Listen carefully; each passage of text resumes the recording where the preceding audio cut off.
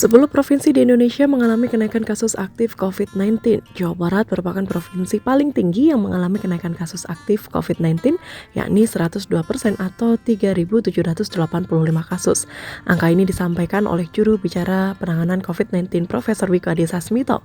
Selain itu, urutan kedua terjadi di Papua, ketiga Jawa Timur, Sulawesi Selatan, Kalimantan Timur, Bali, Yogyakarta, Jambi, Sulawesi Utara, dan Kalimantan Selatan.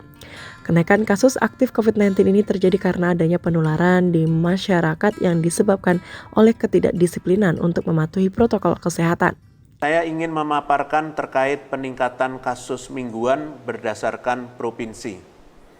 Berdasarkan data tersebut, Provinsi Jawa Barat mencatatkan peningkatan kenaikan kasus tertinggi, yaitu 3.785 kasus atau 102%, disusul dengan Provinsi Papua yang mencatatkan persentase kenaikan kasus paling tinggi kedua di antara 9 provinsi lainnya dengan kenaikan sebesar 752,2%.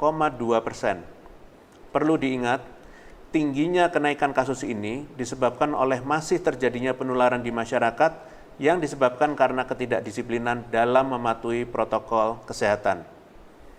Saya meminta kepada pimpinan daerah di Provinsi Jawa Tengah, Papua, dan provinsi lainnya yang mencatatkan peningkatan kasus pada minggu ini agar melakukan evaluasi terhadap protokol kesehatan secara menyeluruh. Petakan permasalahan utama yang menyebabkan masyarakat tidak patuh terhadap protokol kesehatan dan segera diperbaiki. Selain itu, tingkatkan juga penegakan disiplin terhadap mereka yang tidak mematuhi protokol kesehatan. Berikan sanksi sesuai dengan aturan yang berlaku untuk memberikan efek jera. Pada kesempatan ini, saya juga mengapresiasi 10 provinsi dengan penurunan kasus tertinggi.